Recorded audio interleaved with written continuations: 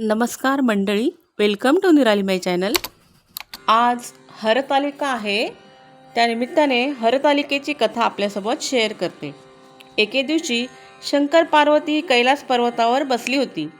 पार्वतीने शंकरास विचारले, महाराज, सर्व व्रतांमध्ये चांगले व्रत कोणते?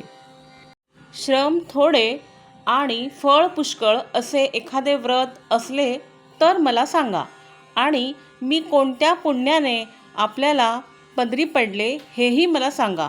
तेव्हा शंकर म्हणाले, जसा नक्षत्रांमध्ये चंद्र श्रेष्ठ, ग्रहांमध्ये सूर्य श्रेष्ठ, 4 वर्णांमध्ये ब्राह्मण श्रेष्ठ, देवांमध्ये विष्णू श्रेष्ठ, नद्यांमध्ये गंगा श्रेष्ठ, त्याप्रमाणेच हरितालिका हे व्रत सर्वात श्रेष्ठ आहे, ते तुला सांगतो।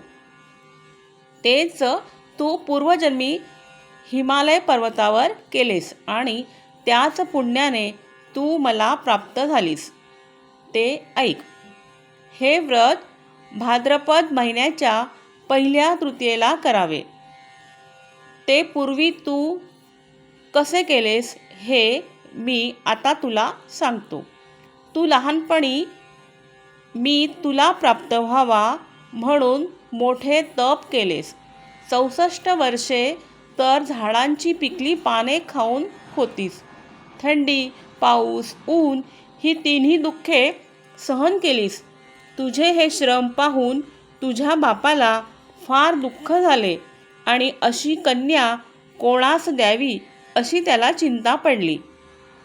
इतक्यात तिथे नारद मुनी आले। हिमालयाने त्यांची पूजा केली, येण्याचे कारण विचारले। तेव्हा नारद म्हणाले, तुझी कन्या उपवर झाली आहे, ती विष्णूला द्यावी, तो तिच्या योग्य नवरा आहे। त्यांनी तुझ्याकडे मागणी करण्यास मला पाठविले आहे, म्हणून मी इथे आलो आहे।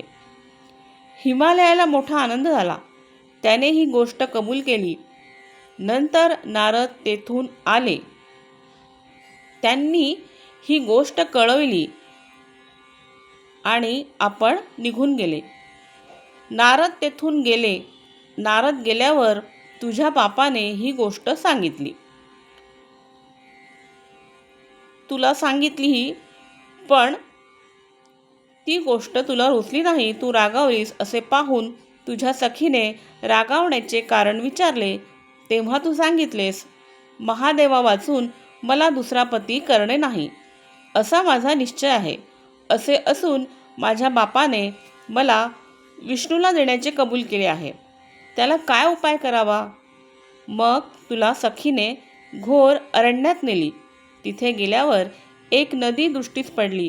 जवळच एक गुहा आढळली। त्या गुहेत जाऊन तू उपवास केलास। तिथे माझे लिंग पार्वतीसह स्थापिलेस, त्याची पूजा केली। तो दिवस भाद्रपद शुद्ध तृतीयेचा होता। रात्री जागरण केलेस, त्या पुण्याने येथील माझे आसन हलले। नंतर मी येथे आलो, तुला दर्शन दिले, वर मागण्यास सांगितले। तू म्हणालीस, तुम्ही माझे पती व्हावे, याशिवाय दुसरी इच्छा नाही। नंतर ती गोष्ट मी मान्य केली आणि गुप्त झालो। पुढे दुसऱ्या दिवशी ती व्रतपूजा तू विसर्जित केलीस, मैत्रिणींसह त्याचे पारणे केलेस। इतक्यात तुझा बाप तेथे आला, त्याने तुला मलाच देण्याचे कबूल केले। तुला तसे वचन देऊन तुला घरी घेऊन आला। मग काही दिवसांनी चांगला मुहूर्त पाहून तुला त्याने मला अर्पण केली। अशी या व्रताने तुझी इच्छा पूर्ण झाली। याला हरितालिका व्रत म्हणतात। याचा विधी असा आहे की ज्या ठिकाणी हे व्रत करायचे असेल त्या ठिकाणी तोरण बांधावे, केळीचे खांब लावून ते स्थळ सुशोभित करावे। पुढे रांगोळी घालून पार्वतीसह महादेवाचे लिंग स्थापन करावे। षोडोपचारे त्याची पूजा करावी, मनोभावे त्यांची प्रार्थना करावी, रात्री जागरण करावं। या व्रताने प्राणी पापापासून मुक्त होतो, 7 जन्माचे पातक नाहीसे होते, राज्य मिळते, स्त्रियांचे सौभाग्य वाढते। पूजा झाल्यानंतर कहाणी करावी, ऐकावी आणि सुवासिनीस यथाशक्ती वाण द्यावे.